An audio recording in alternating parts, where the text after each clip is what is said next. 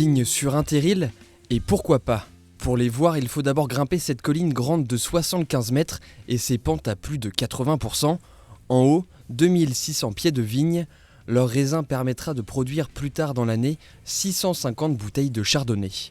En 2011, Olivier a l'idée de créer un vignoble sur ce terril, un projet qui n'a pas toujours été simple. C'est un terroir qui est formidable, mais qui est très très compliqué à travailler, puisqu'évidemment il a fallu qu'on monte tout le matériel. Donc on voit ici autour de moi les plants de vigne, mais aussi les piquets, mais aussi les filets. Tout ça, ça a été monté à dos d'homme il y a 6 ou 7 ans, et donc c'est particulièrement difficile à installer.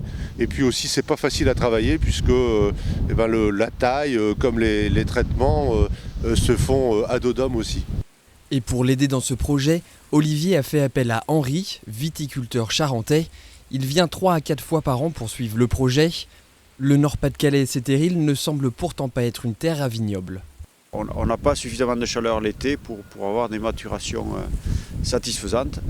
Or, sur le terril, compte tenu de la pente, compte tenu du sol, ces carences climatiques sont gommées. Voilà. Et je ne me verrai pas planter de la vigne dans les terres qui sont juste en dessous, qui sont des terres trop fertiles et qui sont moins ensoleillées que le terril. Ouais.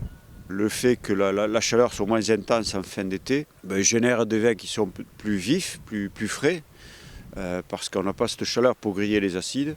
Et on a aussi des parfums d'agrumes qui sont peut-être un peu plus marqués que ce que je peux avoir chez moi en Charente sur du chardonnay. Récemment, Olivier et Henri ont planté une centaine de nouveaux pieds sur leur terril. La récolte du raisin est prévue pour octobre. En attendant, les vignes peuvent profiter de cette vue imprenable.